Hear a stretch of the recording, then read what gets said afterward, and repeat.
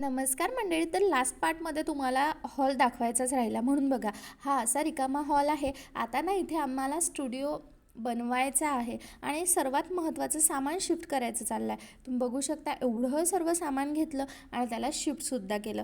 माझी प्रिशू माझ्यासोबत वेळोवेळी मदतीला होती. जोक्सचं पार्ट पण तिला सोबत ठेवावंच लागलं. मी असं छानसा ड्रेस वेअर केलेला आहे फोटोशूटसाठी आणि बघा एवढं काम अजूनपर्यंत पेंडिंग आहे. आता अजूनपर्यंत म्हणजे काय, तर उद्घाटनाच्या दिवशीपर्यंत आम्हाला काय ती कामं पुरली आणि आमचा छानसा सोफासुद्धा मध्ये आला.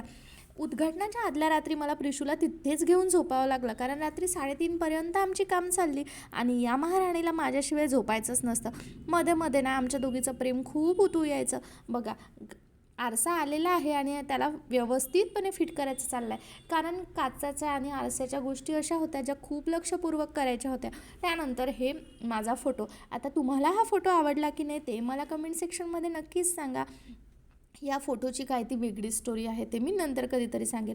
माझ्यासोबत मदतीला माझ्या बहिणी होत्या, त्यामुळे ना माझं काम खूप जास्त सोपी झालं, कारण अर्ध्या ह्या वस्तू घरी होत्या तर अर्ध्या स्टुडिओला होत्या. त्याच्यामुळे आम्हाला ते व्यवस्थितपणे लावायचं होतं आणि उद्घाटनापर्यंत जेवढं होईल तेवढं मी लावून घेतलं.